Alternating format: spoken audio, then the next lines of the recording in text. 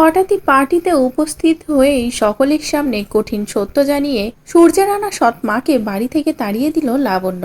হ্যাঁ বন্ধুরা, অনুরাগের ছোঁয়ার আগামী পর্বগুলোতে আমরা ঠিক এমনটাই দেখতে চলেছি। মাত্র 4 দিনের জন্য কাজের সূত্রে বাড়ির বাইরে গিয়েছিল লাবণ্য। আর ইতিমধ্যেই ঘটে গেল অনেক ঘটনা, যে সবগুলো থেকে অজানা ছিল লাবণ্য।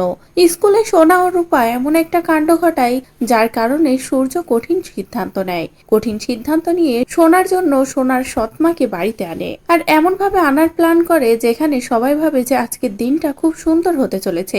পার্টিতে সকলে আনন্দ হই হুল্লোড়ে মেতে ওঠে। এদিকে দীপারও আনন্দের শেষ থাকে না, কিন্তু তার মধ্যে হঠাৎই যখনই সোনার জন্য সূর্য তার সৎমাকে হাজির করে এবং তাকে নিজের ওয়াইফ বলে পরিচয় দেয়, তখনই সকলে চমকে যায়, বিশেষ করে দীপা। দীপা তো বিষয়টা মানতেই পারে না, কান্নায় ভেঙে পড়ে নিজেকে সামলাতে না পেরে লাবণ্যর সাথে যোগাযোগ করার চেষ্টা করে। আর ঠিক সেই মুহূর্তে লাবণ্য দেশে ফেরে। লাবণ্যকে কল করে যখনই দীপা সবটা বলে, তখনই লাবণ্য বলে, তুমি চিন্তা করো না, আমি সবটা সামলে নিচ্ছি বলে লাবণ্য ভরা মজলিসে এসে হাজির হয় এবং সেখানে সকলের সামনে সোনা ও রূপার জন্ম সার্টিফিকেট বের করে এবং সবাইকে দেখিয়ে দেয় সোনার আসল মাকে। এমনকি এটাও বলে সোনাকে কেন লাবণ্য এই বাড়িতে এনেছিল। যে সবটা শুনে তো সকলে পুরো চমকে যায়, এদিকে সূর্য নিজেও চমকে যায়। আর তারপরে লাবণ্য সূর্যের আনা সৎ মাকে বলে, তুমি এক্ষুনি এখান থেকে বেরিয়ে যাও, তোমার আর এখানে কোনো কাজ নেই। আমি জানি না সূর্য তোমাকে কি বলে বা কেন এখানে এনেছে, কিন্তু সোনার আসল মা দীপা সেনগুপ্ত, আর সে থাকতে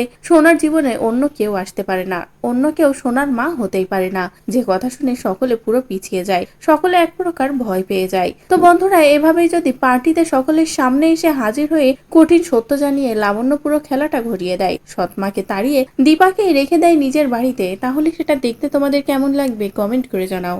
পরবর্তী আপডেট পেতে চ্যানেলটি সাবস্ক্রাইব করো।